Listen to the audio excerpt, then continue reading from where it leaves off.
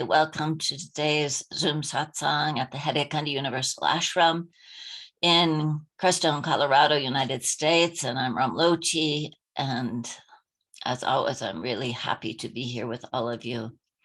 And today we're going to be very appropriately talking about Hanuman, because today is Hanuman's birthday. And we're grateful to be together. And I'm sure many people have been in India with Babaji, even perhaps on Hanuman's birthday. And I was always taken that the first things you see practically when you walk into the ashram are two big murtis of Hanuman. And so Hanuman's always been close in my heart.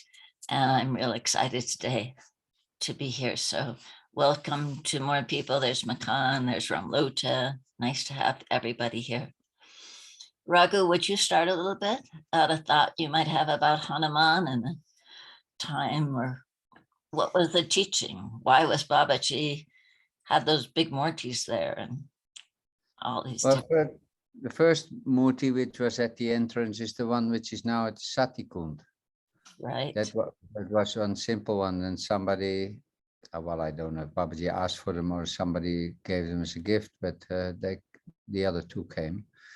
And then the bigger Hanuman, which is actually bigger, moved to the Satikund. Why Babaji did that? Well, why did Babaji do anything? I don't think we have explanations for that. But of course, Hanuman is a beautiful symbol of service and of courage and of all these things. But Babaji was teaching us also. Hanuman was the sort of embodiment of that. Well, I don't really know if Hanuman ever really had a body in that way, or if he was a legend in that way, what Hanuman was. Once I read a beautiful explanation that Hanuman might have been a Neanderthaler, because it's from a very different era when there were more other species on the earth, but it's very unlikely that there was a kind of a langur who was speaking and doing. And so what really was there was, we don't know. It was also that many things came into another kind of, like the human beings, the Homo sapiens. I think that's more a little bit like the race where Ram was from. But many other races which were maybe more simple, living in the woods, were perhaps not seen and valued in the same way. But this is, of course, all boring, making it all real. Hanuman himself from the legend is such a beautiful story. It is an embodiment of devotion and courage for protecting Lord Ram, for protecting Sanatana Dharma. Ram brought the law, the way of perfect living. He established that somehow, and Hanuman was the protector of that and made it somehow work. It is,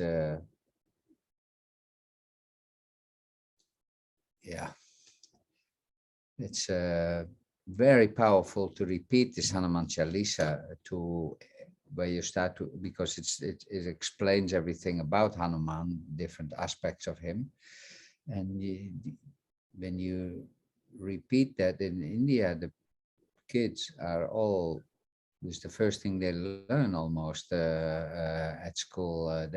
Many people don't know anything else but or the Gayatri Mantra or the Hanuman Chalisa. Every Hindu grows up with that. Is that so, Tarun and Mohan? Oh, they're not responding. Anyway, that is...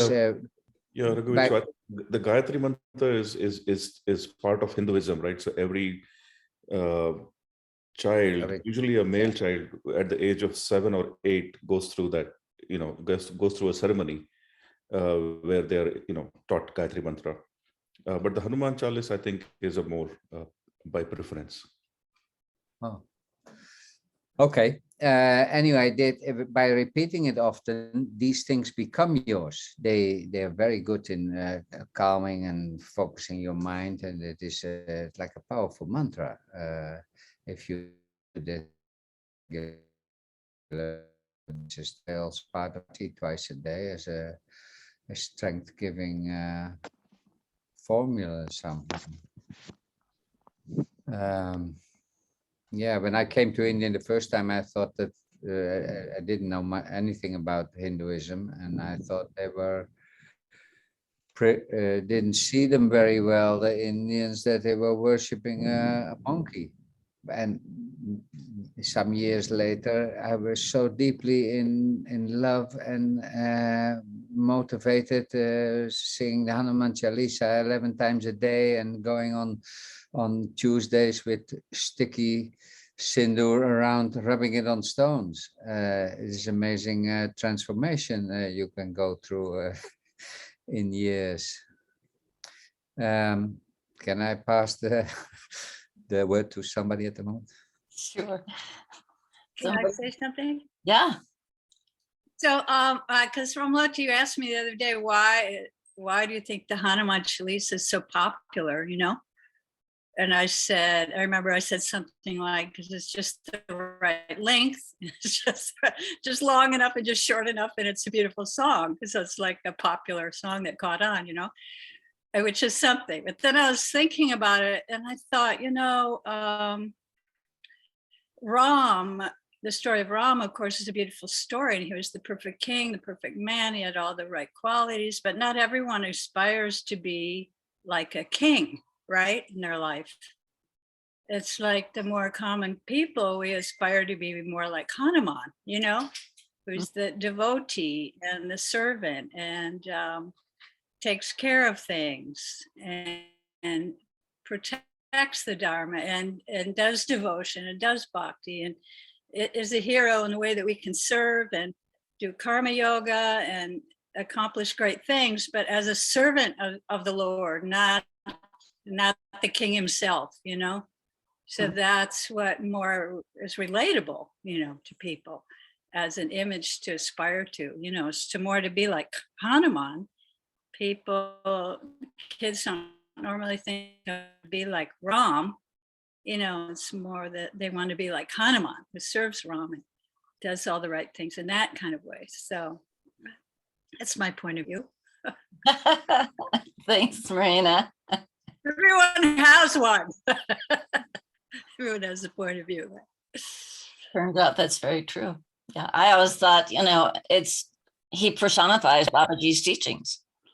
Karma yoga, japa, japa, japa, devotion, humility, and love and service. Yeah. What about you, Ramlota? Do you have any memories of Baba saying anything about Hanuman, or just your feelings about the whole thing? You have to unmute, Dahan. I was researching a little Hanuman.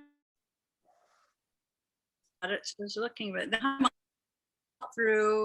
all through India, and so many different versions. You know, because India, especially back in the day, was little, you know, settlements, and so they all had their own unique version of Hanuman. And Hanuman's even in Japan. They worship the monkey, you know, in front of the temples. It's all over Asia. Even in China, they have a symbol of Hanuman. Even in Tibetan Buddhism, Hanuman migrated into Tibetan Buddhism. So he really became a universal figure, you know, to be honored. And I think, like I said, it's more like somebody to aspire to be like, all those qualities of devotion, bhakti, and being able to accomplish things that seem impossible. It inspires us. And plus, it's a beautiful song. It's a beautiful song. Thank you. Yes. Ramlota, you were going to say? Oh, well, like Raghu, when we arrived there, we didn't know anything. I didn't know anything. I was there out of this mysterious love for Baba, and to stay in the ashram. Baba asked us to do arti morning and evening, and after arti, so and Hanuman Chalisa, as Maureen said, is very, very, the melody is so enchanting. And slowly something grow. And then, of course, having Ram in my name, I looked up the family there, and his best friend and servant was this Hanuman. And yes, you know, if I have to say, if somebody asks me what Baba taught you, I have to say, if anything, it taught me to serve. Doing the restaurant in Haidakhandi, and there was in everything. So I have very strong this service. Hanuman is a symbol of that. But I never heard Baba say anything specific. But then I read several times. I still sometimes do. I read the Ramayana, all the versions. There are 3 versions, and the special, the original one of Valmiki. It's very, very beautiful. And there you can see when you read it that all the main characters, they have some flaws. Like Ram, well, Ram falls often in anguish because his wife has been kidnapped. He doesn't know where she is, and he's little desperate. Sita herself, she is quite desperate because separated from Ram, prisoner of a demon. And then Lakshman also is very good, but he tends to get very angry. Sometimes anger put him out of track. Instead, Hanuman is perfect. If you read the Ramayana, that I suggest, if you want, is a very beautiful book, a little bit like Odyssey, you know, this mythological book is a nice reading. And now you can see there how Hanuman is always perfect, whatever he does.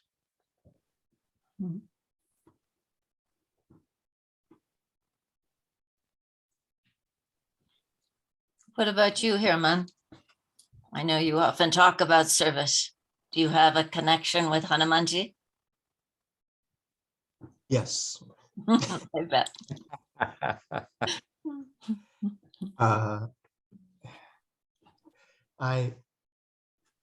Something's coming up there. For me, the image that just always comes to mind with Hanuman is when he opens his heart to Ram, you know, and to me, Hanuman is my constant companion. I really, Bhairav and Hanuman are kind of like, Your homies. yeah, they're my homies, I guess is what Claire said. I think Hanuman to me is, I really resonate with what Maureen and Ramalota said. There's a perfection in Hanuman's simplicity and humbleness. I mean, does these great deeds without questioning whether he can do them. And he does these just out of pure love. So for me, whenever I try to do something big, or maybe something that might be difficult or even may seem impossible, I just invoke Hanuman, and usually I fail anyway, but at least I do it in style. I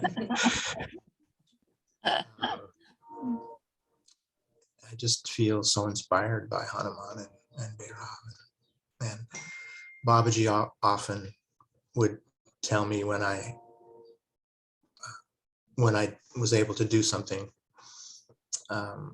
he would say, "You got the Hanuman," or he'd say, "Hanuman was with you." Or so there was always just a strong resonance for me with Hanuman, like right from the beginning. I think as soon as I saw that image of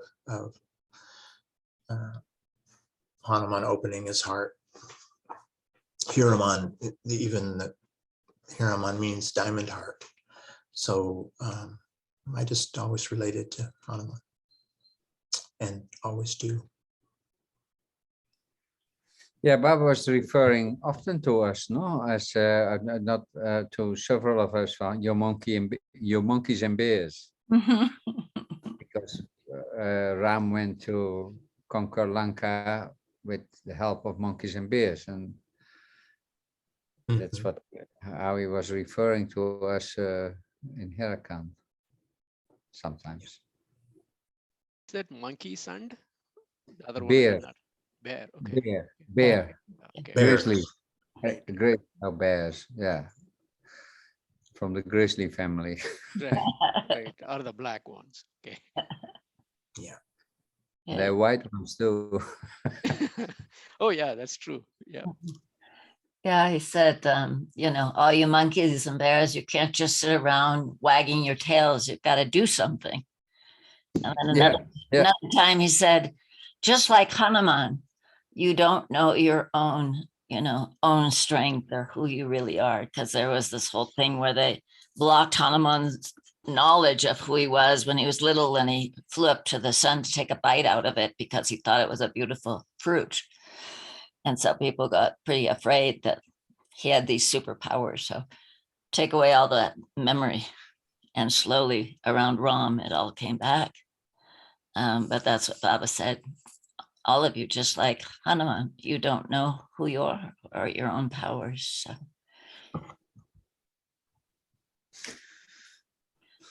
Hi, Bhaskar. Do you have anything to add to our discussion?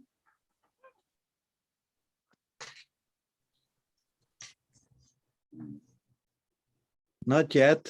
Okay. It's I good. just settling down.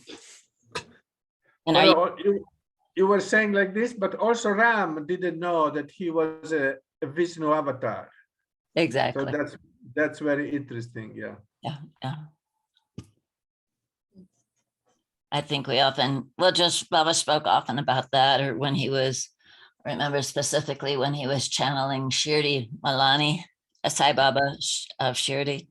And he said, that we come into this world, but because of me and we forget who we are.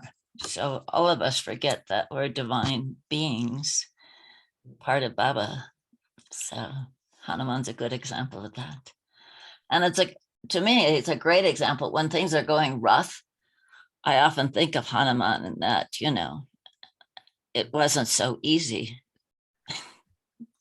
The task that he had, perhaps to fly all the way down to, or all the way up to the Himalayas to find this herb in a certain amount of time to save Lakshman's life. So he took the whole mountain. So when I think of things that might seem hard, I think, but Hanuman did it. So he's definitely very close to me too.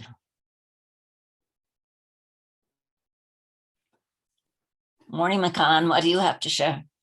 Yeah, I was just about to say, I see Makan, they must have something. Yeah, he was the admin. So needs to unmute. Yeah, you need to unmute. There you go. Well, yeah, I was really touched by the story of Hanuman when I read his whole story. Is just so heart-rendering, and I didn't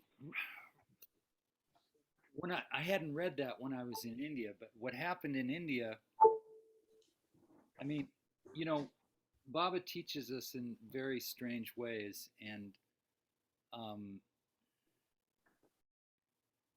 so the story I'm going to share is that in India there are at least when I was there in 1980,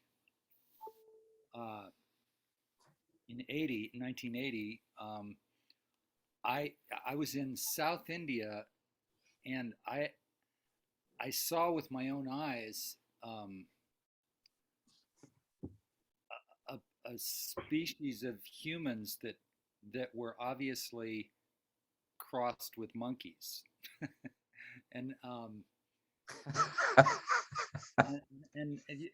you know, I for probably 25 years I never share this with anybody because it's so hard to believe, but you guys, I was in a festival in southern India where there were thousands of people bathing in a big lake, you know, a big reservoir, and there was chanting going on, and I it was right, and I was just observing this big Hindu festival. It was this, and everybody was bathing in that lake because of it was an auspicious day, and that's what they do it um, on that day.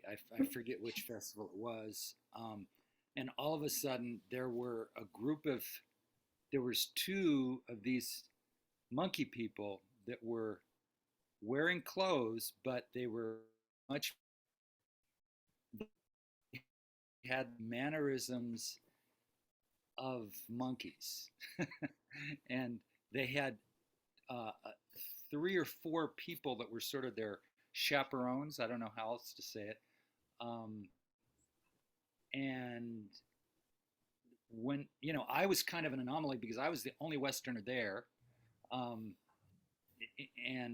walking around with my backpack on, and so they came to see me, and I was like just astounded because I could tell that they were I could tell the way they moved. They moved, and their facial expressions were, you know, had the twitches of monkeys, and yet they stood upright. And so I knew that, I mean, immediately knew that they were a cross. And so The fur, they had the fur too? they did. They had more hair than us, but they had you know, more rounded faces and shorter noses, and it was they were definitely a cross.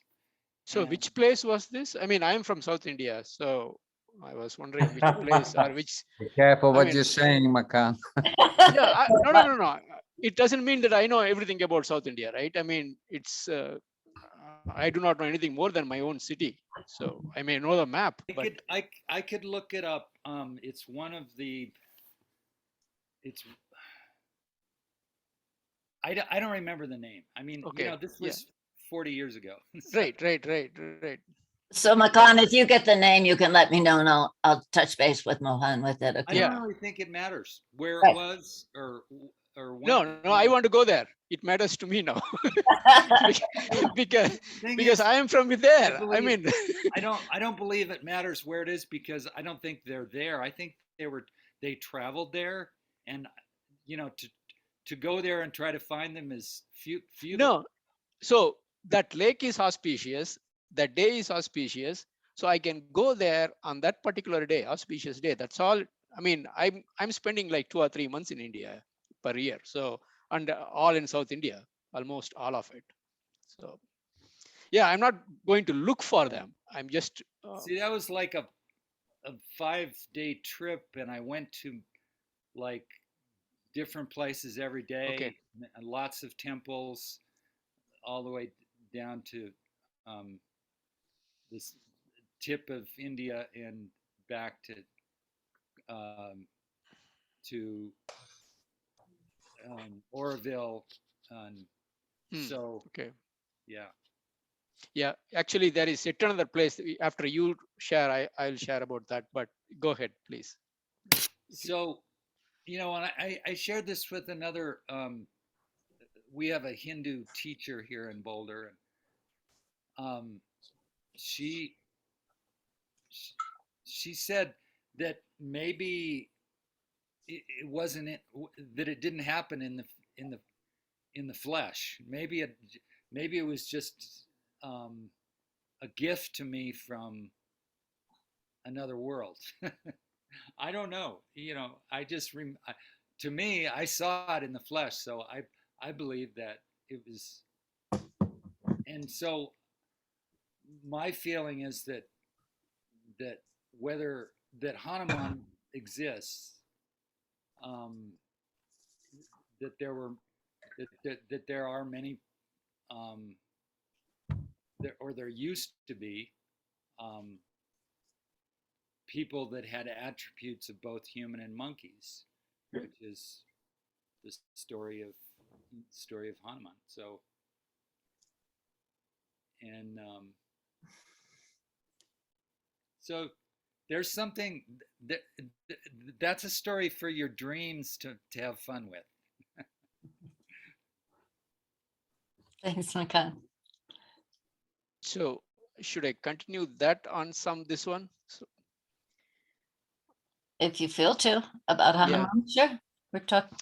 there is yet another place that um, probably the most powerful place I visited, and I have not visited that many places. Um, there is a place called Sita Gund between Varanasi and uh,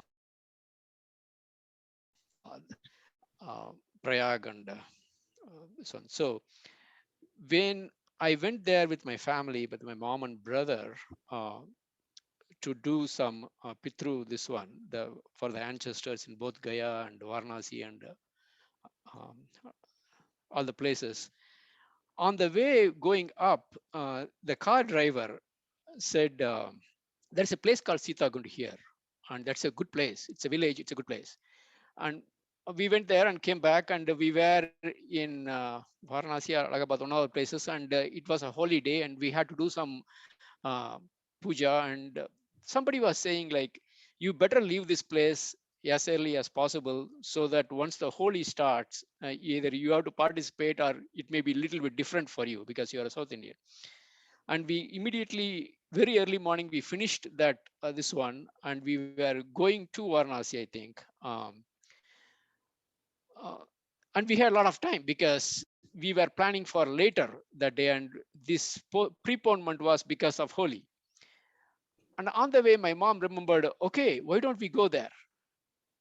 And we said, okay, let's go. That way was so bad. I mean, we were in a good van. Uh, it's like Toyota Sienna here, and there were a lot of potholes, and I was cursing my mom all the way. It's about maybe 5 miles from the highway. And then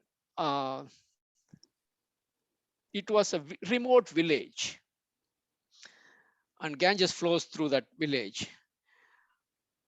We got down, and there was a small hill. It's not a big hill, it's a small hill.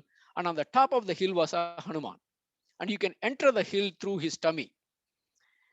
And the moment we entered that, there was some tranquility there. There was some shock.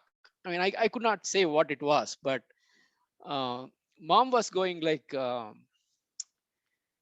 this is the place we should have come. And I immediately on the spot flipped. I mean, all my anger with my mom was gone. I just like, yeah, we are in this holy place. I mean, it's like, its mind was completely with love. I mean, I never flipped that fast on a person from anger to love. It's a movement, it's an instant. And then we were inside the hill and came out, and then somebody who was coming opposite us said, oh, that's not the temple is on the other side. And it was so beautiful gardens. And then we were wondering, okay, the temple is on the other side. Yeah, Hanuman was sitting on the top of the hill and looking at Sita on the other side. And there is a small island. The Ganges splits on that spot, and there's a small island there, and inside that small island is a temple for Mata Sita Devi. So there is a bridge. They constructed a small bridge. You can walk on the bridge.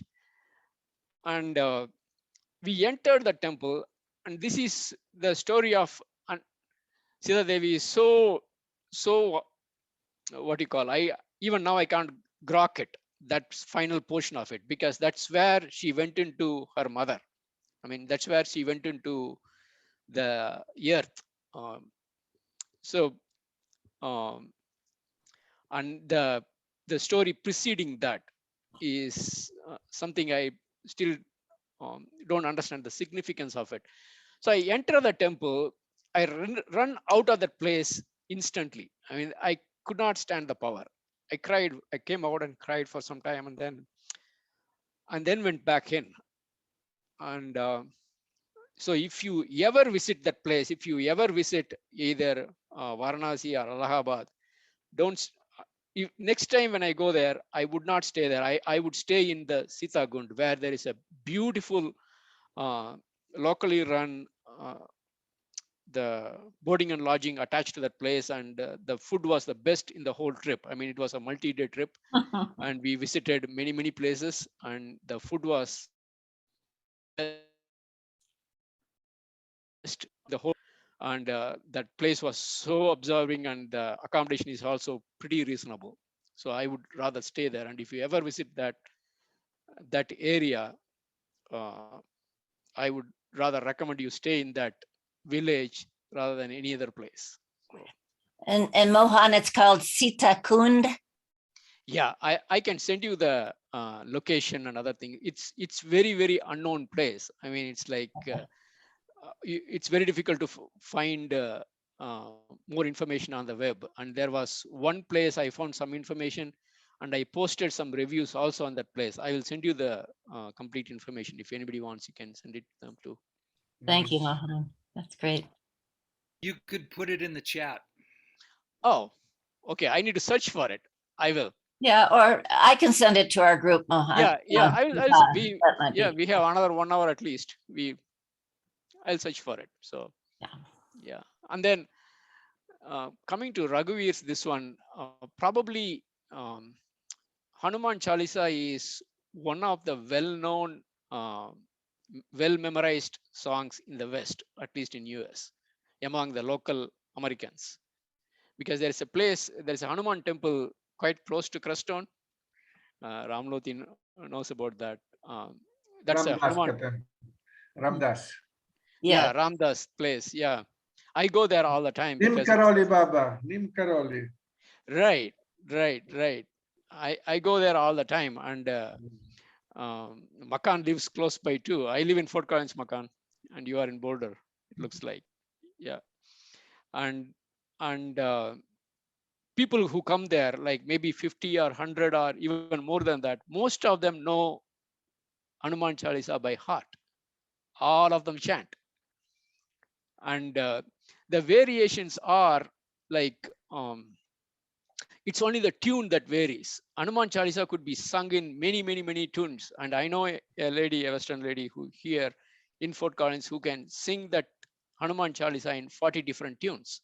And she can go from one tune to other tune without any this one at all. I mean, you can't even realize that it's the same song because the tune has changed, and but the words are same, and the speed is different, and intonations are different. All of those are different, and after eight lines, there is a repeat that comes that could be changed, but that's an addition to Hanuman Chalisa. It's not part of the Hanuman Chalisa itself. But yeah, it's and they're all chanting right now as we speak. They chant 108 times the Hanuman Chalisa starting last night, and some of us have joined that before. It's quite a powerful time, and it'll end about, I think, 10-11 this morning. And I'll have a big bandara, and then a lot of them will come here for darshan of Mother. So it's just like, I always found it curious, or just Baba's blessing, that just like we would go to Kenchi, Neem Karoli's other ashram in India on our way to Chilinola, we'd always stop at Kenchi from Haidakhandi for darshan of Hanuman and Neem Karoli Baba's. It's about the same distance. It's like 3 hours from here to Neem Karoli Baba's ashram in Taos, and many people make that same pilgrimage here halfway around the world. So it's very cool. It's their one ashram in America. And this is the major ashram of Babaji in America. So Baba and this infinite wisdom. Thanks, Yeah. Mom. And the other thing is like one of my famous, You know, this one, I was maybe you just can read. thinking as Right? we're talking about the Hanuman being a monkey. And Maureen, can you just wait? Mohan, can you complete? Oh, yeah. Go ahead. Can you just complete what you're going to say? So this is, I took it from the temple, and these words are the perfect words to describe Hanuman. And it may take few seconds to read. Anybody can you read this? Why don't, No, why don't, No. why don't you read it. Yeah, You Okay. read it. Okay, I'll just read this. This lays on this one altar all the time. Okay, Hanuman's eyes filled with tears as he recalled the Lord's virtues. He ever enjoyed the nectar of the Lord's story. Only was allowed to remain as a devotee of Rama. Again and again, the Lord tried to raise him up. He, however, was so absorbed in love that he would not rise.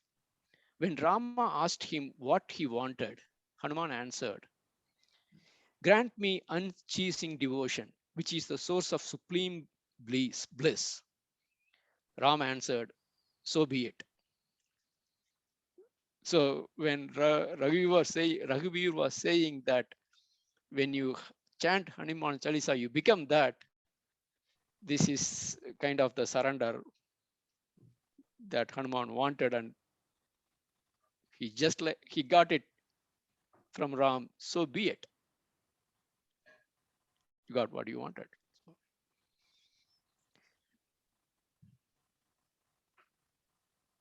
Thank you, Mohan. Thank you. Marina?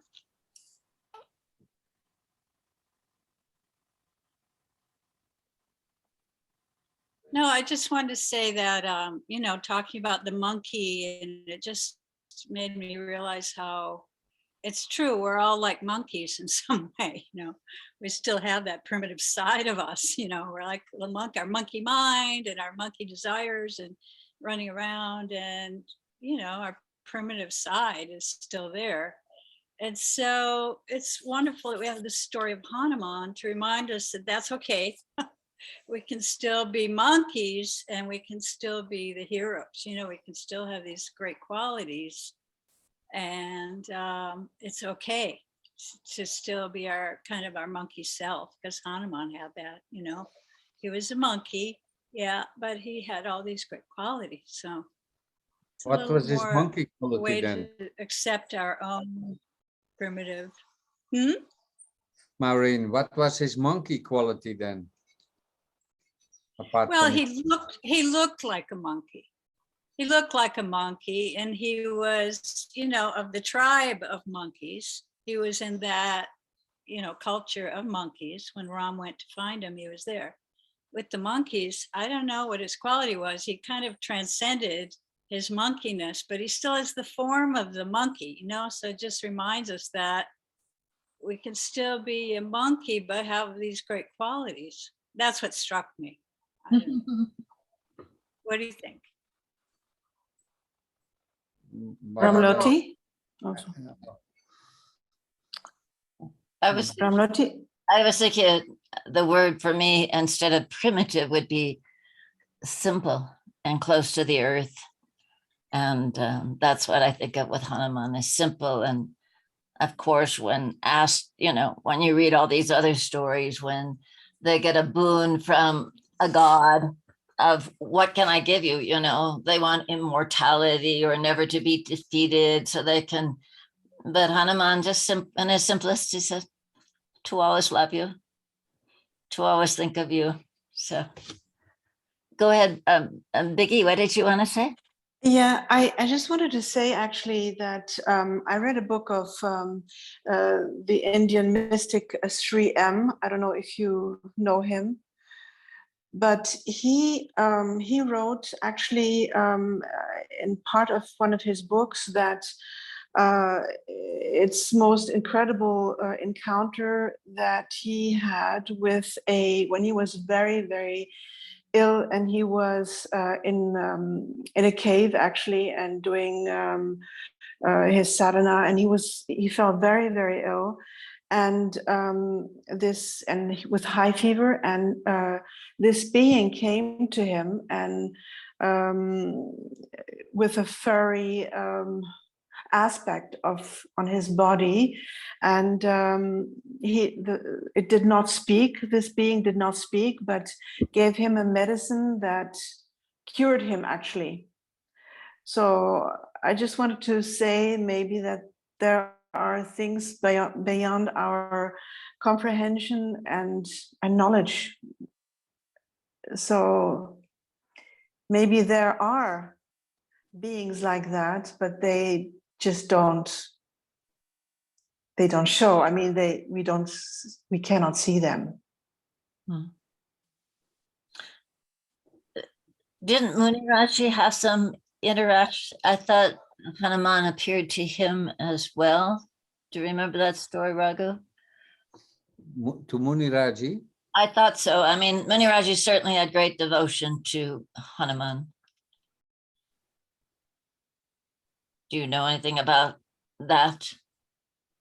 No, about Hanuman appeared to Muniraji? No, I don't know anything about that. Well, I heard about Muniraji when he was in that place, what is name, very famous in Scotland, Maureen Ked. Findhorn. Findhorn, yeah. When he was in Findhorn, they invited him to sit for a channeling, you know, everybody holding hands. It does very strange things, and Muniraji did, because he was very kind always, as you well know. And they asked him, what did you see after? And he said, I saw Hanuman coming here down.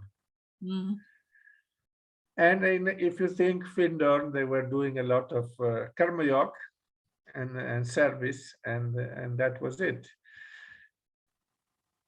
Then I remember that when I was in Rishikesh, and Baba already called me Ramlota, so I was there. I met a Swami, and he asked me, what is your name? And I said Ramlota, and he laughed, because Ramlota doesn't exist, as you well know, Ramloti. In India, there are many, but the pot of Ram, no. Anyway, we were talking, and he explained the Ramayana in an interesting way. He said, Ram is our divine nature, the part of us that is always one with the divine. Then Sita symbolizes our individual soul, our consciousness, who often get astray, kidnapped by demons, and kept prisoners. And Hanuman is the one who fights the battle to win back the consciousness. It's in his faith and courage, the two big qualities, to win the battle of to save the individual soul from the demons, the Maya. So that was interesting. I liked that explanation. It was completely symbolic. He saw the Ramayana as a symbolic tale, not a real thing with he didn't have to look for monkeys and bears, I mean, for him at least, that was his view of the story. The Ramayana is very beautiful, also very dramatic. As Mohan was saying, the end of Sati is the end of the Ramayana is really a big drama. But we are talking about Hanuman now, so now we don't go too many. India is so full of stories that you can lose yourself there. But just like you were saying about, the analogy of Sita, she's the one who gets entranced with the golden deer. So, oh, go Yeah. catch it for me, you know?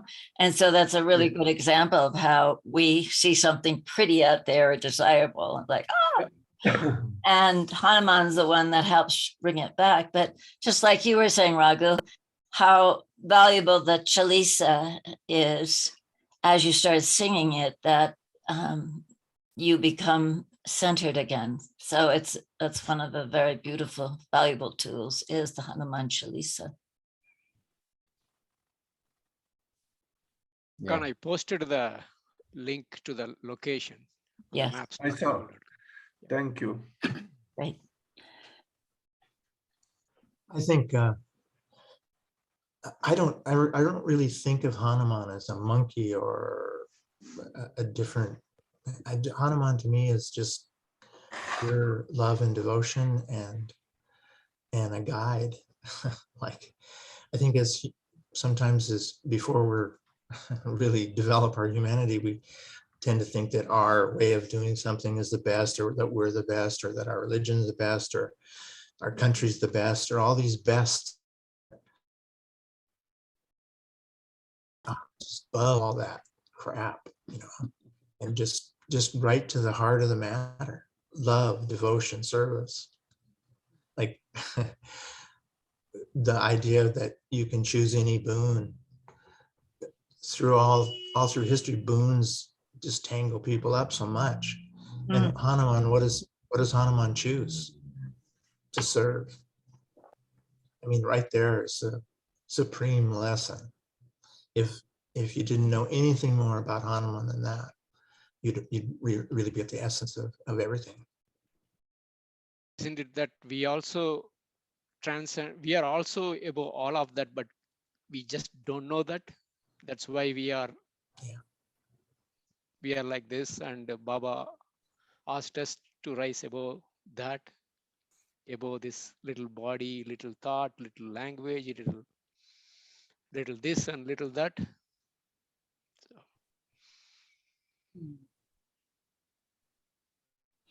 So someone in New Zealand, his name actually is Mohan also. He was the one who actually suggested we do a satsang on Hanuman several months ago. He can't get on because it's 1 in the morning. Well, by now it's 2:30 in the morning, so he doesn't get Oh. it's hard. Anyway, so he's not able, but he communicates with me all the time. And so one of the things that was very important for him, he asked me, please ask about the Hanuman at Satikund. How did it come? And anything we knew about it. So I said I would. And I can just preface it by Meena, who couldn't be here today because she had an accident with her toe or foot this morning and is in a lot of pain. I asked her about it and she says, well, I don't know, but I'll get a hold of Vijay Gupta. So, I just told you, Ramloti. I told you the beginning of the satsang, how this Murti came there. Could you repeat it now?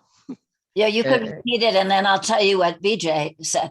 So I don't know what the real answer is, but It was at the gate of the ashram for many years as a donation, but then somebody came and gave 2 Hanumans, and the one which at the entrance of where you go to the temple, and the one which was there went to the Satikund. And were you there when that happened?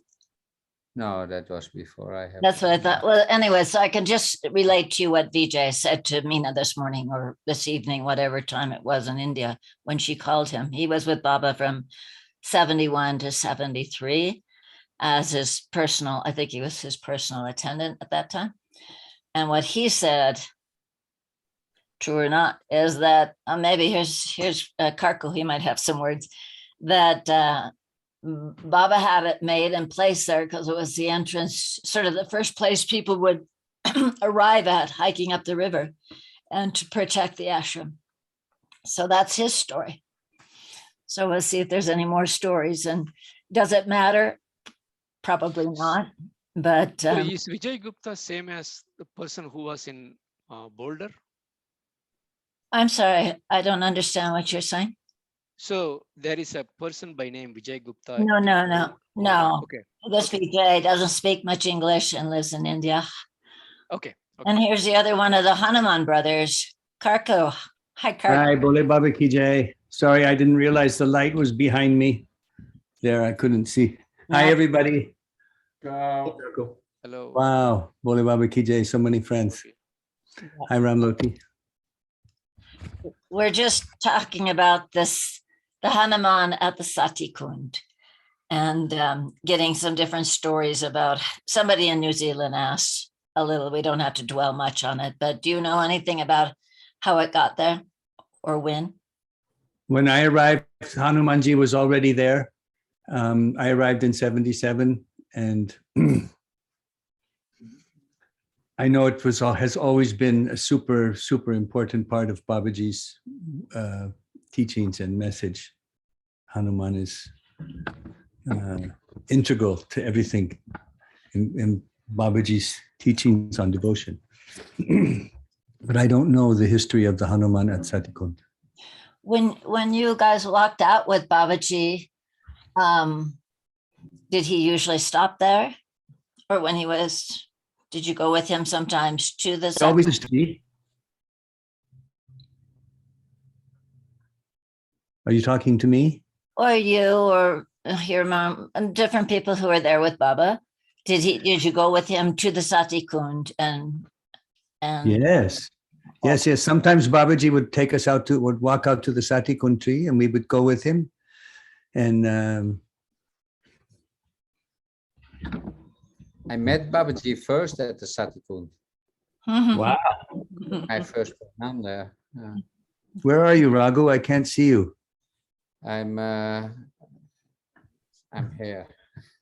Oh, there you are. Oh, right. Bole Baba Ki Jai. So I think that's good enough to just know. And this person in New Zealand, hopefully he's happy with the answers we've given him, which is important to be there. Yeah.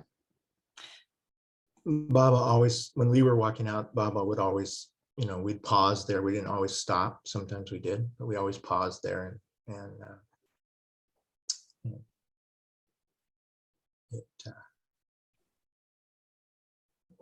it was a place when I was married in Hanuman once, and very brief wedding, or a big wedding and a very brief marriage.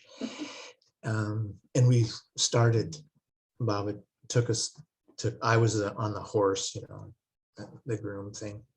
And Baba took us down to Satikund. That's where we started the procession back to Hanuman.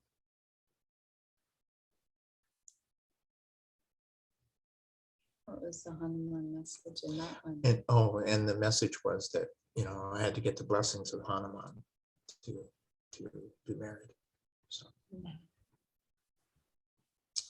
like a lot of Babaji's weddings in those days were more dissolutions or, allowing things to kind of end in a real fluid manner, I guess. That's how I would describe it. It was a huge wedding, though. There were stacks of puris and malpuris on the river that were maybe like 5 or 6 feet tall. Just thousands of people. And this was back, when there was not very many people in here. It was a big celebration. Which year was that? 70s? That one was 76.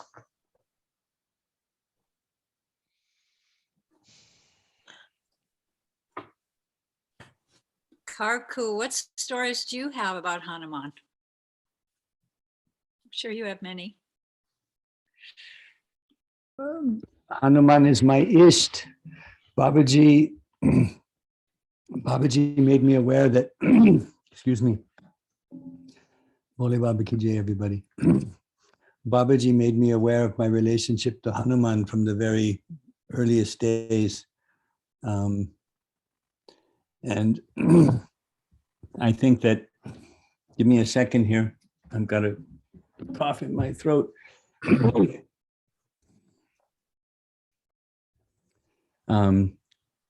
I can say now, looking back, that the moment that Babaji met us, he knew everything about us. I mean, obviously knows everything about us. And Hanuman is, Mars is my most strong planet in my chart. And Hanuman is also Mars. It's the warrior god. And I think that the story, what I learned from Babaji, the story of Hanuman, is that to control those strong warrior urges, we need devotion, profound relationship to devotion. And that's how you tame the extraordinary aggressiveness of Mars, the warrior god. So right from the very beginning, my relationship with Hanuman was very strong. And I think many of you might know Babaji called Raghuveer and I Hanuman brothers. Babaji had me learn the Hanuman Chalisa right from the very earliest days. He gave me that as a job, and that's how I learned to speak in Hindi. Because I memorized the Hanuman Chalisa, and then I taught myself to read and write through the Hanuman Chalisa. And in the early days, Babaji had me recite the Hanuman Chalisa 8 times every morning. I probably still should be doing it, but I do recite multiple times every day, but I used to have the discipline for many years. I had the discipline to recite it 8 times every morning. Wow. For me, the story of Hanuman, for me, the story of Hanuman is really the story that anybody can reach all the way to godhood. You know, Hanuman, the Indians call him a monkey. Probably at that time, the way the caste system is and the way India is set up, probably Hanuman and they were probably tribals living outside of the city walls. Mm-hmm. You know, and that's just as possible as if they are also monkeys. That doesn't really matter, but that Hanuman, being a tribal or being a forest dweller, became close to Ram, showed himself to Ram, showed his devotion to Ram, and through his devotion to Ram, he grew in intelligence and he was able to articulate, and he developed into such a powerful force of devotion and love that he became the great hero. And all the way to now in India, people worship him every day. So he went from being absolutely the lowest of the low to the highest of the high. We see him as God, as a God who we worship constantly and rely on to help us with our tempers, and to remember always to put God in front of us, and to live in devotion and humility, but to have the courage and the strength to actually live the Dharma and teach the Dharma and inspire the Dharma. So for me, Hanuman is everything. I can relate to all my love of Babaji through Hanuman. I can also do it through the mother and through all the other deities, but I never got a tattoo, but I often thinking of tattooing Hanuman on my heart.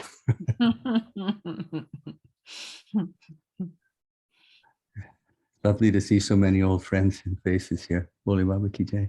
Hey, Baba Ki Jai. Why do you think Baba called you guys the Hanuman brothers? Kaku looks like a monkey. I'm sure that was it. How did you become a brother? Oh, yes, I'm sure that was it.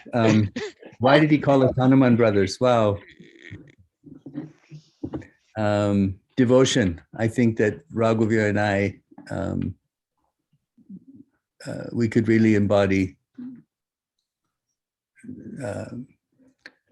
thoughtless and endless devotion. So is Raghuveer has strong Mars influence too, the red planet influence? Mars is very big in Raghuveer's chart, yes. And for me, it's in the first house. I mean, it's my.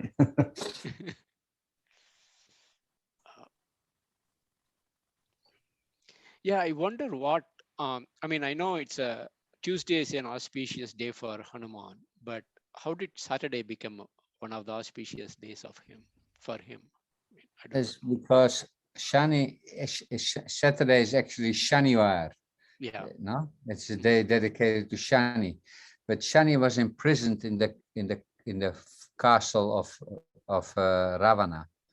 Somehow Ravana had taken Shani as a prisoner, and when Hanuman was on the way to liberate Sita, he was roaming around the palace and he heard some screaming from the dungeons down in Ravana's palace, and he saw Shani there hanging upside down, if I'm not mistaken.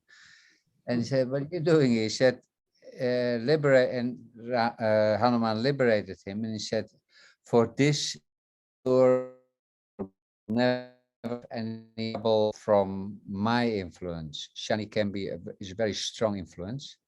The planet Saturn is a very strong influence. Doesn't necessarily have to be negative, but it can be very strong. So if you are a devotee of Hanuman, you will be relieved of these strong influences from Shani. Astrologically, I think Kaku can explain you a lot more about this. I think that's really good, Raghu. I mean, the way that you please Saturn is through devotion and through service. And Hanuman is the embodiment of devotion and service. So Hanuman is the one influence that if you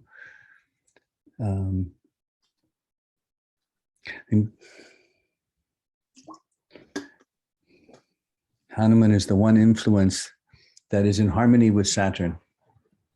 Because mostly Saturn is there.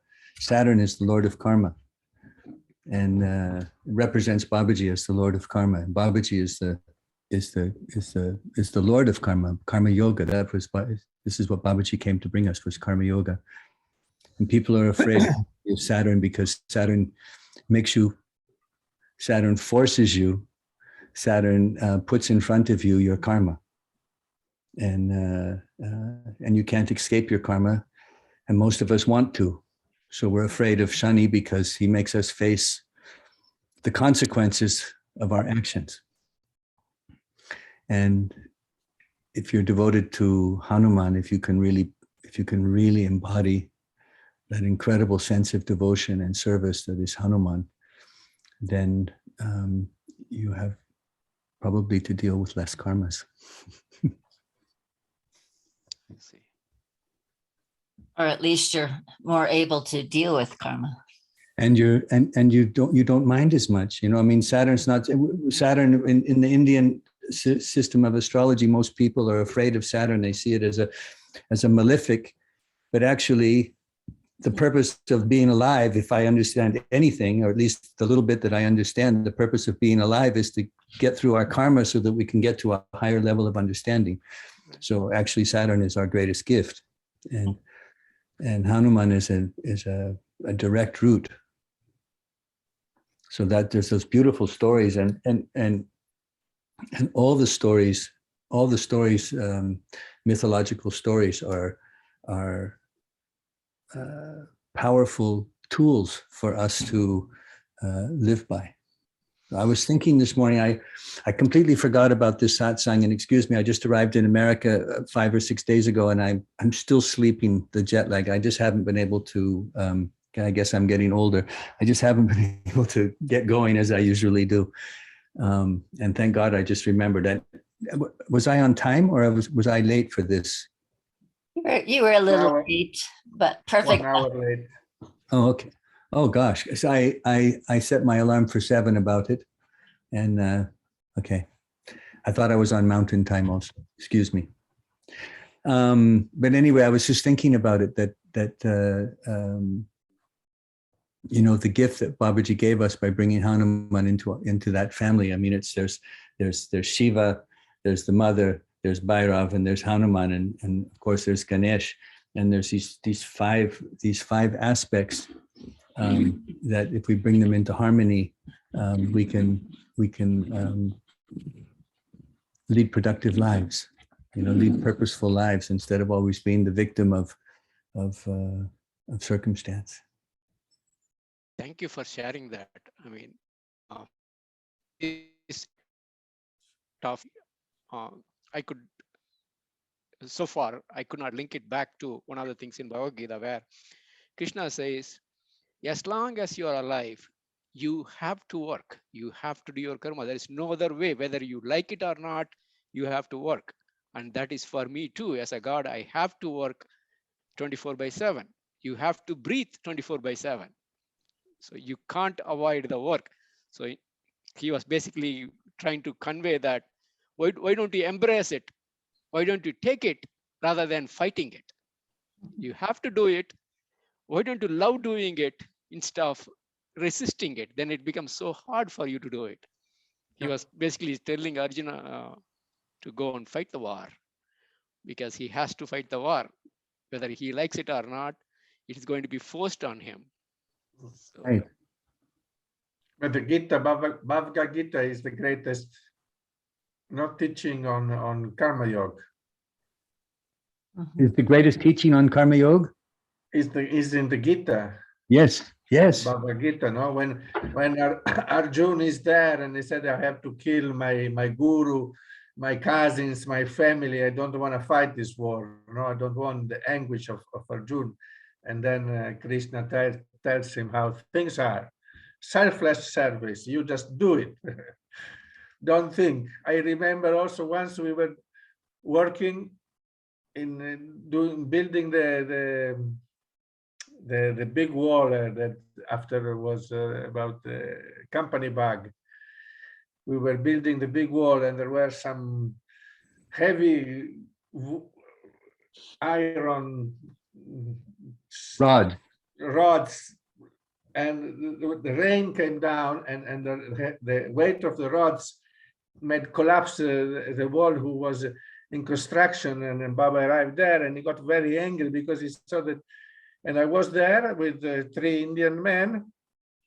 And so he called us and he said, take away these rods. So the 3 Indian men were on the other side of the road. I was on this side, and they were trying to lift it towards me. So I saw this heavy rod towards my legs, my feet, and I was little afraid that if they missed the weight, it would crash on my legs. So I was trying to save myself.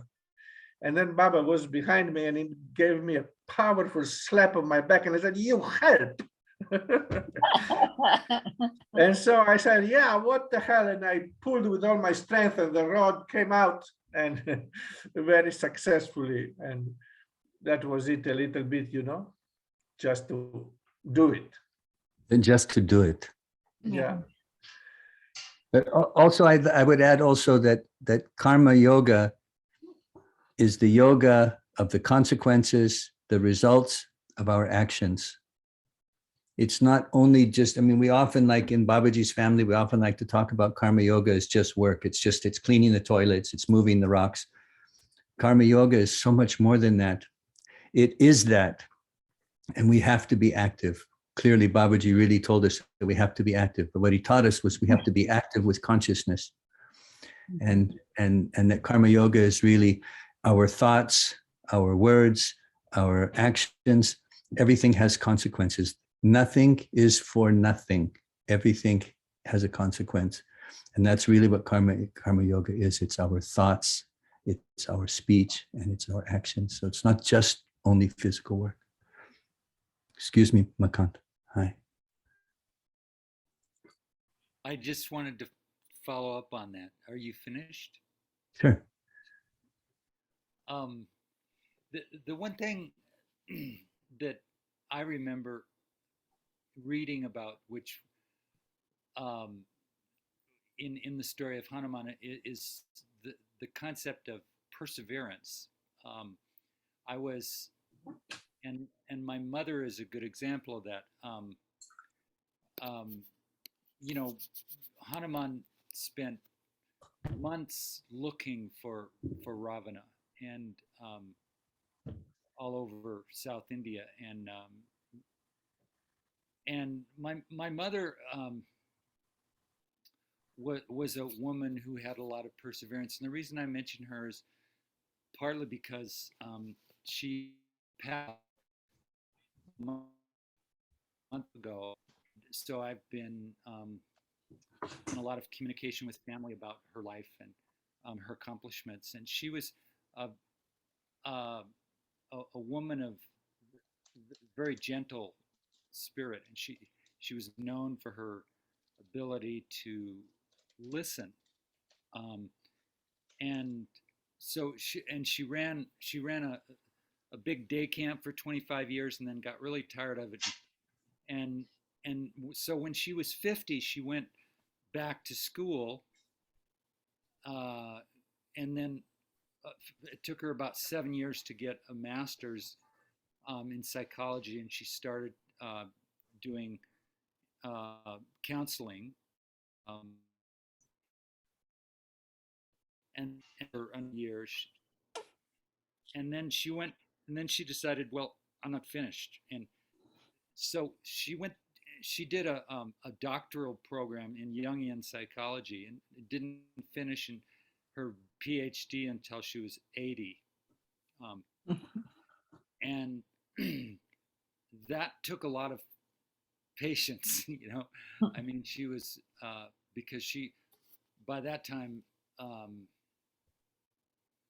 my father, who they had, you know, 50-year marriage, had died, and she had to, you know, finish her doctorate alone and without much support. But she always found ways to help, even when she couldn't help physically. People that knew her in her last 10 years of life, because she lived till she was like 97. I mean, she started a memoir group when she was 90, after she moved in with my brother, and then she started a book group, and so she was continually finding ways to support other people, you know, even in her last days, and so that's the kind of perseverance which I feel like Hanuman helps us discover. Is there's that you know, and that is the kind of, that's the kind of energy for me that I find in my sadhana, in my meditations, and in my it is if I keep asking myself questions, okay, well, how can I help my family? How can I help my son? You know, what can I do? It often just those answers just come out of the blue. You know, they're not, you know, rational. It's just, and that to me is Hanuman speaking to me. Thanks. So beautiful, Makan, and you were so lucky to have such an incredible mom.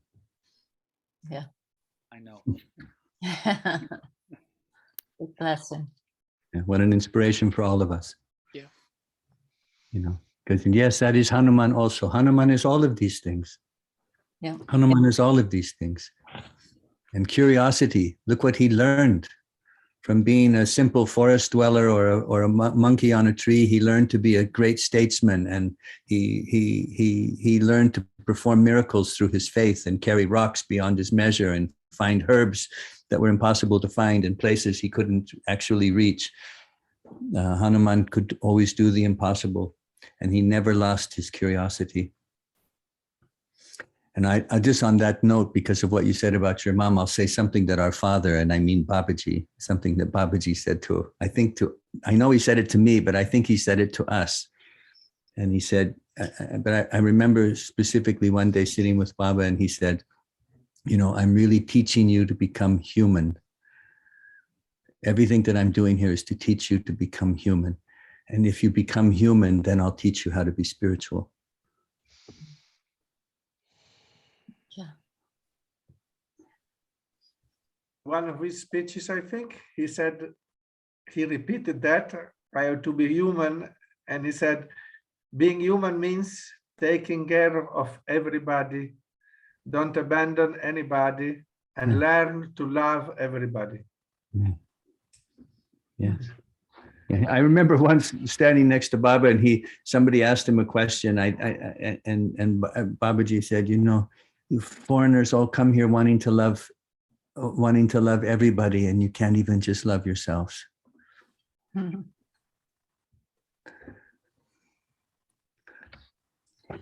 That's how to be human. Yeah. I hope and pray we can make it. Yeah. And I know, Ramlota, you need to leave in a few minutes to serve Bruno, who needs an Yes. antibiotic shot. So I want to make sure you have a few minutes more if you want to, if more is coming to you. It's lovely to see you and have you here. Yeah, no, it was wonderful to be here with you and see you all. Bole Baba ki jai. Ciao. Great to see you, Ramlota. Bole Baba ki Lovely jai. to see you, Ramlota. And our Yeah, prayers are with you too. yeah. Boom. You actually give me great inspiration when I'm having some hip difficulties. What have you said? What you've shared over the time when you were having treatments for the cancer and that you were in the hospital, and you talked about how many mantras you said during that time. And Yeah. you know that. Well, what else? What else? Well, it's true. We can make drama about anything, karma, which is our karma, our life, or Yeah. we can do mantra. And you were a great inspiration every time you shared that with me or us. Yeah, thank you all. Thank you. Yeah. Love you, Ramlota. It's Ciao. lovely to see what your beautiful heart whenever we get a chance, Ramlota. Yeah. Okay. Don't make me cry now. Oh, that's okay. Crying is okay. We're crying with you. Bole Baba ki jai. Jai. I have a beautiful calendar from the Taos Hanuman temple, which we're talking about, Neem Karoli Baba's. And under it, it has a big picture of Neem Karoli, and then it has a flying Hanuman in front of their new temple. And under it, it said one of, I guess, his main teachings was love everyone, feed everyone. And I know that several of the people who are there right now making bandara for hundreds of people, and that's post-COVID. You know, usually it would be thousands. So, but right now it's just hundreds, and that's a very beautiful teaching. Yeah. Yeah. And what I was thinking about when I think of Hanuman, I also think of, you know, Ram, Ram, Ram, Ram, Ram, Ram, you know, and you're talking about, yeah, this is our life. And this life is a conglomeration of all our past deeds, our karmas, and what we need to still learn. And like you said, rather than saying, oh, I wish, or I don't like it, or what, if we just say the mantra, Om Namah Shivaya, Om Namah Shivaya, Om Namah Shivaya, and do whatever's in front of us to do, whether it's sitting in the emergency room, or it's, you know, whether it's feeding 500 people that suddenly show up, or just whatever, helping our son, helping our family, helping our neighbor. The name of God is what helps, I feel, keeps me from creating more karma. Because if I'm working through my karma and it's a bad situation, I'm going, oh, I wish I didn't have to do it. I don't like this. well, I probably will get to do it in some form again. But if instead I just do it with the most love I can and Om Namah Shivaya, Om Namah Shivaya, Om Namah Shivaya, then actually I can perhaps walk through that karma and go on to my next lesson. So I'm so grateful for the name of God. It's whether it's Ram, whether it's Om Namah Shivaya, or so grateful for that teaching. Yes, it's beautiful. I remember me a story of Kunti and Krishna. Kunti, she is the mother of the Pandavas. And Krishna was telling her someday what you want to have as a boon. And Krishna wants to offer her something. And she said, give me a lot of trouble and give me a lot of problems. I said, Krishna said, why? Why are you asking? Well, when I'm in trouble, I'm thinking of you. Otherwise, I have tendency to forget you. So she asked for more karma to do so that she can, which is maybe hard to do for her, so that she can remember the Lord. Mhm. But it's a very beautiful story. Very beautiful story. In the Srimad Devi Bhagavatam, it often starts like that. You know, the next episode of who the Divine Mother is going to slay, what demon, and it talks about the Devas. Things had all gotten good and they become complacent and, you know, forget about Mother, about the divine, which seems sort of like an oxymoron for the Devas to forget about the divine, but that's how the story goes. And then when the demon comes, they're all, oh, Mother, oh, Baba, you know, then they're really praying and doing their mantras and doing their hymns and everything. So I think that's a good point. That is, once again, just pointing out once again the beauty of Kali or Shani, that it helps us bring up these past karmas that also keep us awake and mindful that to say our prayers and our mantras. I think also to do everything that we do with, you know, Karka was talking about karma is not just, karma yoga is not just working. It's the way we do it, you know. It's doing everything with devotion and joy. And it's kind of ironic that your Hanuman can teach us this better than anyone and is looked at as subhuman, but really teaching us to become human. And I know Babaji said to me one time, he said to us so many times, all of us, you happy, I happy. But he said to me one time, I love your problems. And he was just saying to me, I love you, you know, no matter what, I think. And so I so many times in my life, when I'm doing something that's really difficult or like doesn't seem like it's possible, I'll just start laughing and think, you know, of that, I love your problems. And just the way, just in our changes of attitude, the way we look at things and the way we hold, if we hold the right thought and hold the mantra and hold this love and devotion in our hearts, even things that seem impossible maybe aren't impossible. And even if they are impossible, we're looking at them in a whole different way and just doing our best. And because really that's what doing our best is just the way we look at life. It's not what we accomplish. It's just the way we look at life.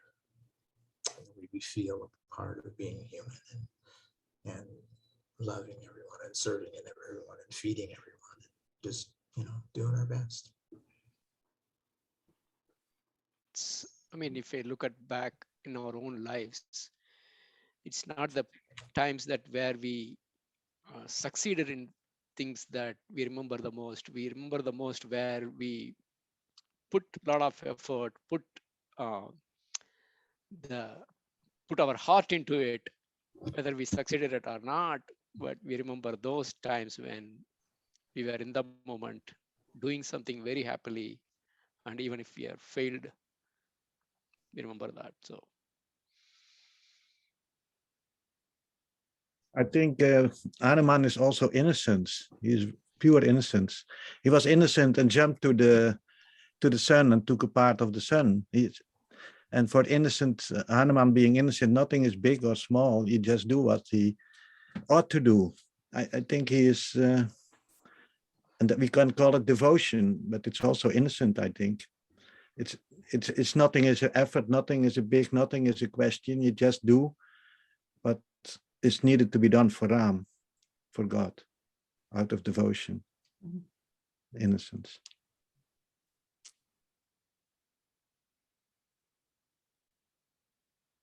Not a lot of mentation. You know, I know sometimes I hear inspiration, like, you know, do the satsang, and just doing it was one thing, you know, but when I started thinking about, oh, how and all this, sometimes it gets heavy, much heavier than it really is. So I think that Hanuman was just, Ram said, Hanuman did.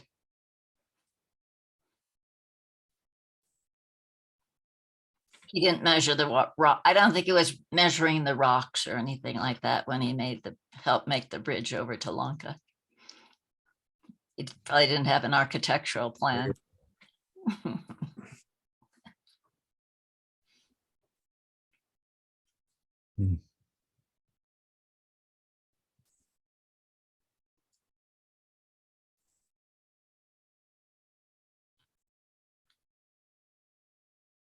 Do you want to say something, Karka? I'm thinking. Oh. Raghu? I'm just thinking how much Hanuman has defined my devotion and defined me. And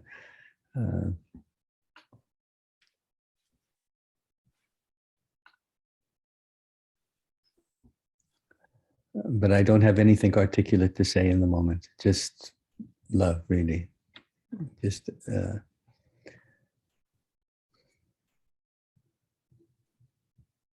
Me neither. Hanuman world is closing off. I think is something that came to mind when Ramaloti, you asked why Baba called Karku and Raghu the Hanuman brothers. And Karku mentioned devotion. And I think also it's that you guys are really loving and are devoted to each other also. And that you're always going to be Hanuman brothers. that I'm sure. That I'm sure.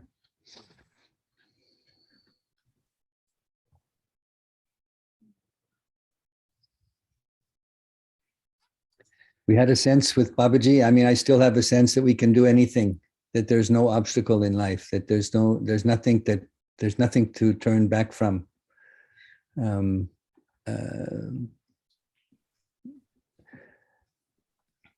I mean, I say from the moment I met Babaji, maybe even earlier, but certainly from the moment I met Babaji, I felt there was no obstacle in life. There was nothing I couldn't do. And certainly Hanuman has been a big part of that from the very beginning.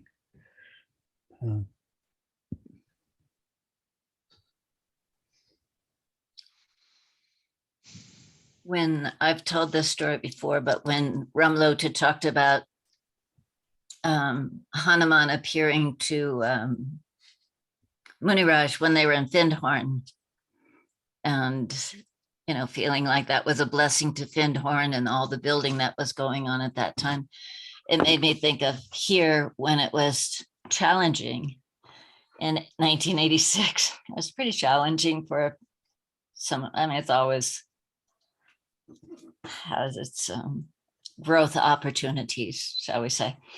But I was like, at that time, I was so devoted to Hanuman too. I shaved my head every Tuesday, and I did 11 Hanuman Chalisas every Tuesday, and I was only eating fruits and nuts anyways. So I was fasting.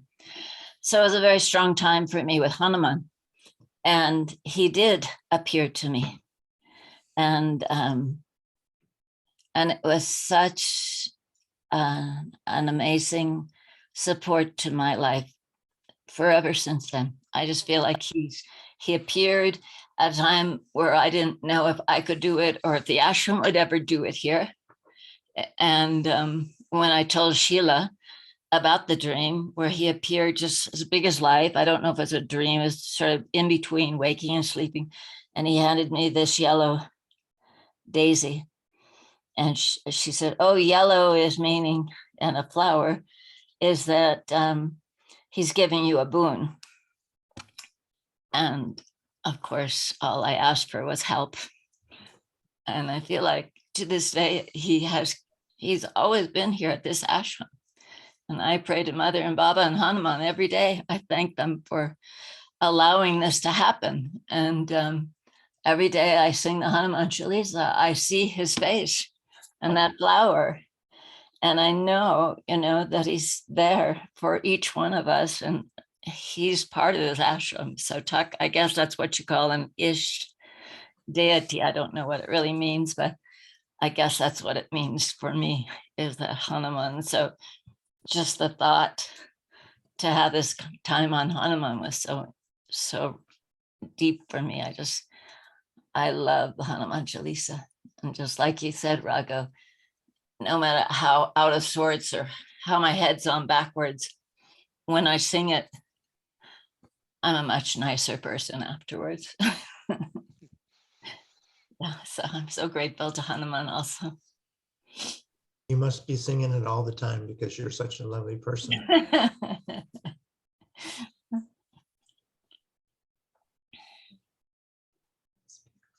Yeah, and it. Yeah. Sorry, I have to go. Sorry.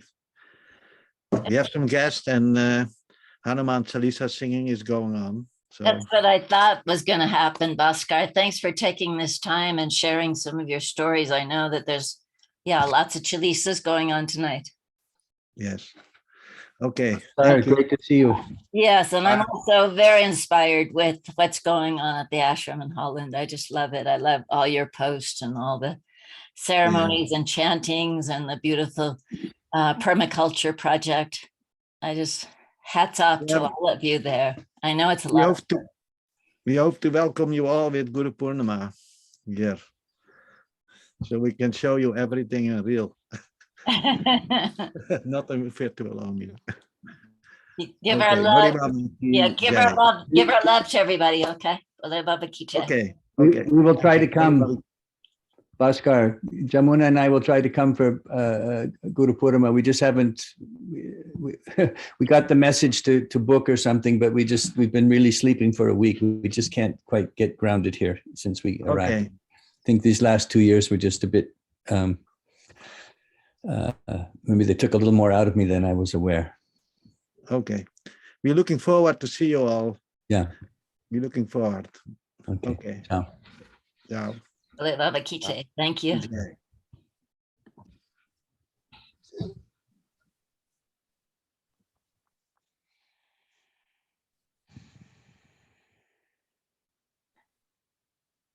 I'm so sorry that I got here late. I really thought I was on time. I was a little surprised to turn it on and be in the middle of the satsang.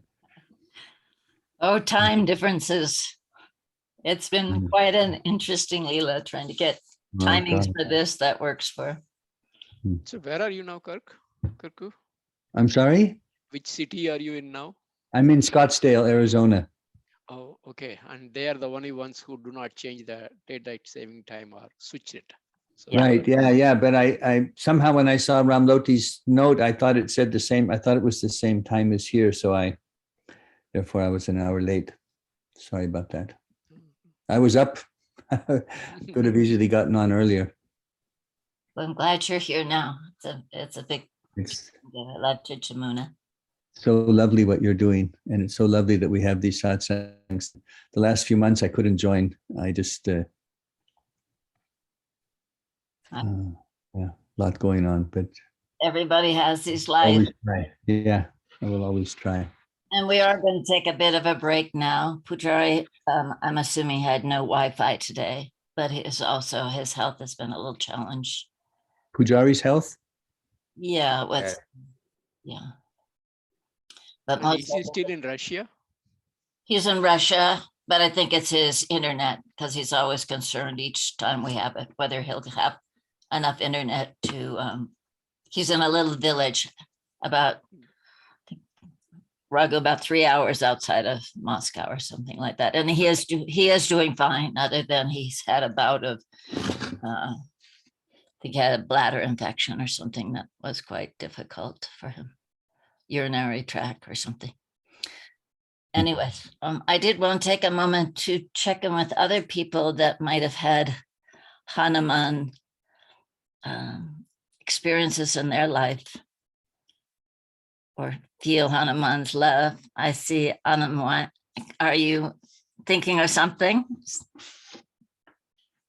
Yes, this satsang brings back an old memory that I was totally forgotten about.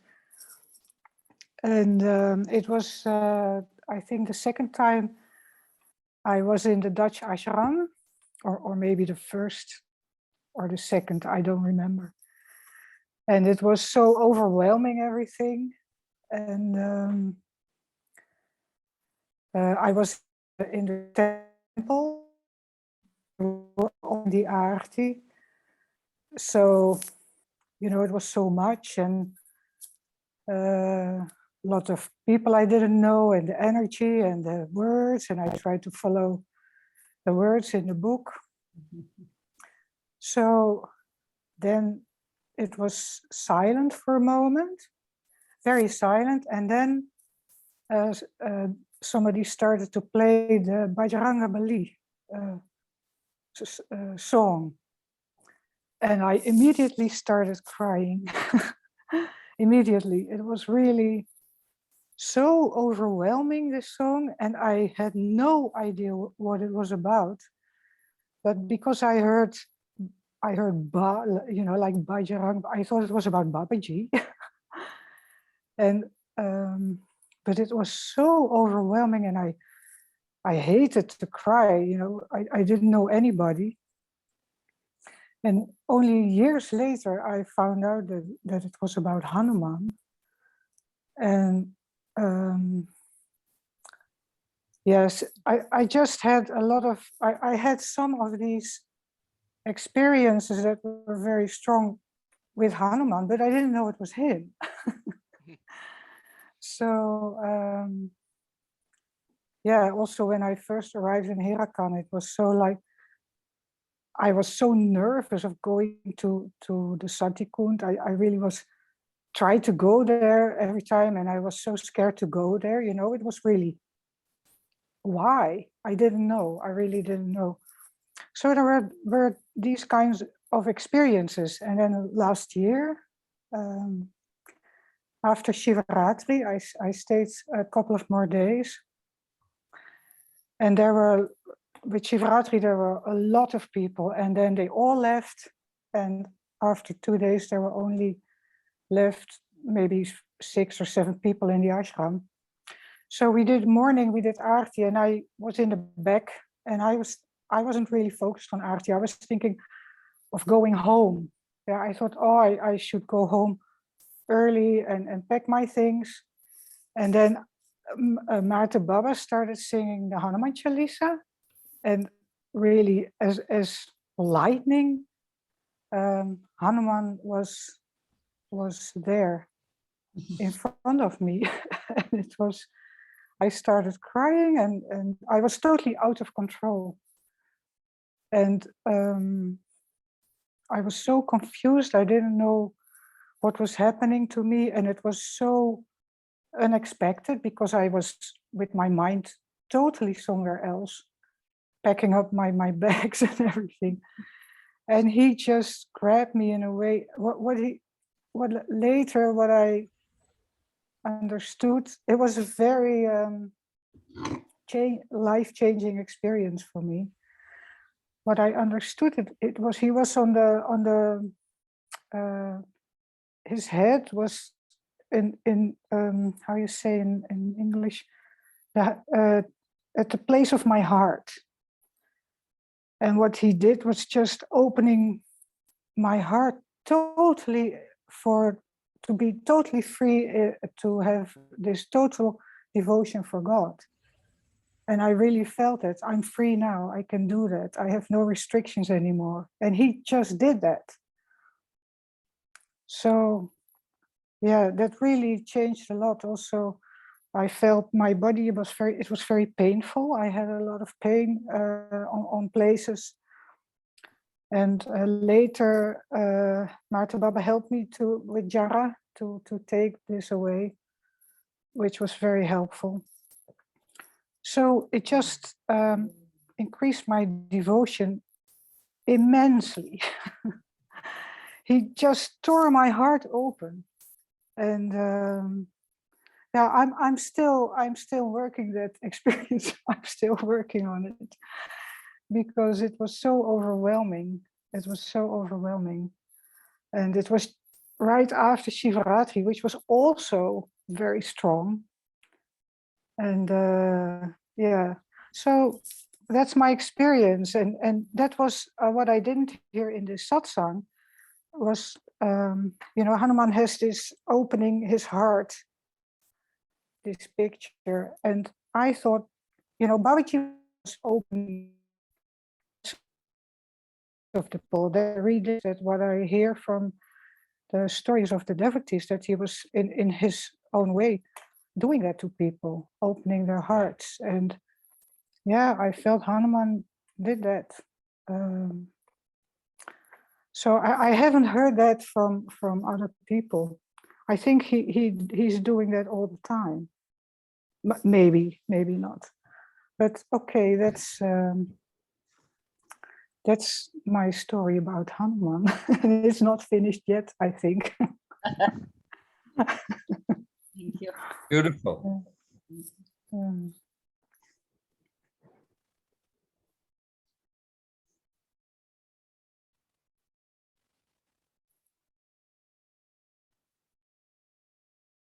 Very, very beautiful.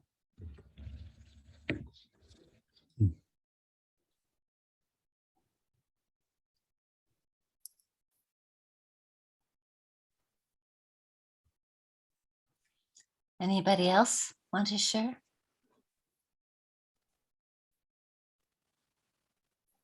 Randy?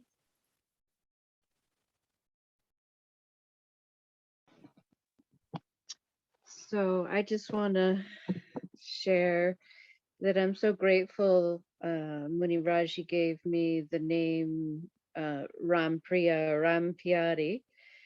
And I just have a memory of, I had just done my Mundan and my hair was like down to the middle, almost, you know, quite long.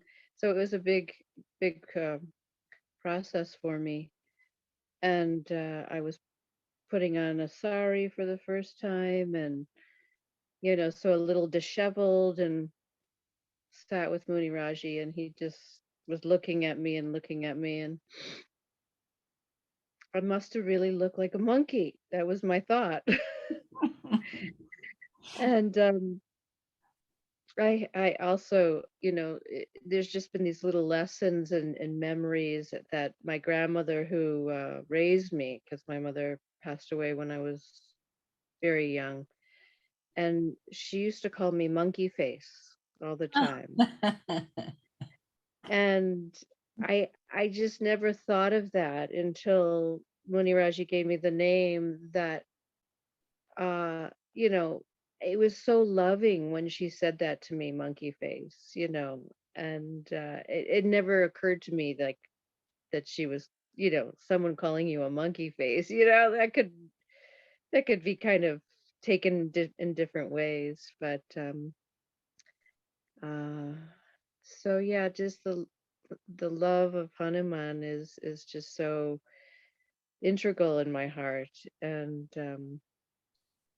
so I just feel so blessed to have that, and that Muni Raji saw that, you know, that connection, that love, that And even when I was a little girl, I know they were gorillas, but Jane Goodall was sort of my hero. You know, I had wanted to, I wished I could be with the monkeys. And also I had a stepmother who, there was a place in Chicago, suburbs of Chicago, and there was a monkey, a chimpanzee that was actually in a pet store, which is kind of weird if you think about that.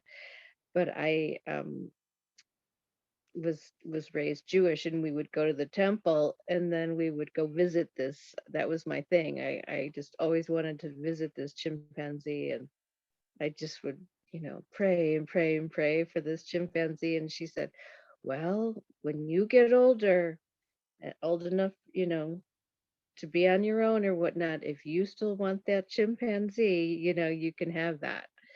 And I never really understood why she wouldn't, you know, until I was of age, like, wow, you know, they throw their poopy around and, you know, whatnot, and they're like little kids. But anyway, so a lot of playful stories, and a lot of gratitude for Hanuman, and visiting him at Taos, you know, he's quite tremendous, you know, to see that. Tremendous. Right?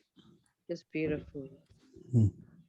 So love that strength. And someday I might it's my little wish that, you know, that would be my consort. Bole Baba Ki Jai. Jai, Bole Baba Ki Jai. You just I had me remember a story, and I'd like to share it if I may, Ramloti. In the early days when I was first living in Haidakhandi, Babaji had me make a little hospital at the Gufa side. I mean, I was the local clinic, and then I had a little tea shop, and then I created a little kirtan hall. And Babaji used to come every day, and in the afternoons, and then we would sing bhajans, and then one day Babaji came over, and he gave me a monkey. And we tied it to we tied it to a tree that we planted in the ground to tie the monkey to, and dug into the ground to tie the monkey to. And every day for, you know, I don't remember how long the Leela went on, but certainly for several weeks, Babaji would come by in the afternoon, and somehow every day he would be playing with the monkey, and at some point he would let the monkey go, and I would have to go and catch the monkey. And it was sometimes it would be hours, but I always could catch him eventually. And I just remembered that story, and I remembered it, and remembered another thing from my childhood, that I remember that some of my uncles had fought in the Pacific in World War II, and they had come home. They brought, you know, with their souvenirs in their house. Many of my aunts and uncles, they had the three monkeys in their house, you know, a coconut into a monkey that can hear no evil, see no evil, and speak no evil. And I remember growing up and seeing these, not just in my family's houses, but in other families' houses. And I remember seeing them, and it always dawned on me that it was some kind of a silly tourist thing. It never really connected me to Hanuman. And when we built Kamalaya, we used the services of a very great Feng Shui master, so someone who came from the Chinese Taoist system, and he and Muniraji also became very close. And he said to me one day, he always talked about the monkey god and Hanuman, and he really got it that me and Hanuman were very closely linked. And in the different things that he had us do at Kamalaya, you know, we were constantly adjusting the energy here, there, around the property. And for me personally, he would give me special days during the year when I would have to do special prayers for Hanuman and things on top of whatever Babaji and Muniraji had asked me to do. And he's a very, this gentleman, Ronald Wong, he's a very big influence in our life also. But one day he told me the story of the three monkeys.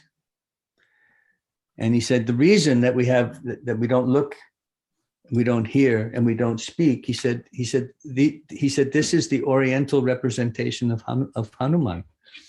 And I never got it before. I had this in my life since childhood, but I'd never really made that connection. And he said, because Hanuman is teaching us, never speak evil. Never allow yourself to hear evil. And don't even allow yourself to see evil. Because if you allow these influences to come in, if you put the energy out, then you've created karma. But if you have to protect yourself from letting the energy in so that you don't also receive karma. He didn't use the word karma, but I can't remember the exact words that he used. But those little silly tourist items that you find all over the world in people's homes and things and everything are actually like a spiritual device, like a murti. I actually had a set of them made, and we have them over Babaji's kutir in Kamalaya. So you walk under the three monkeys when you enter into Babaji's kutir. I had them cast in Kathmandu because I had these in my life, my whole life, without ever making conscious connection. Gift they were, that there's a very powerful lessons in that. So I just thought I'd pass that along.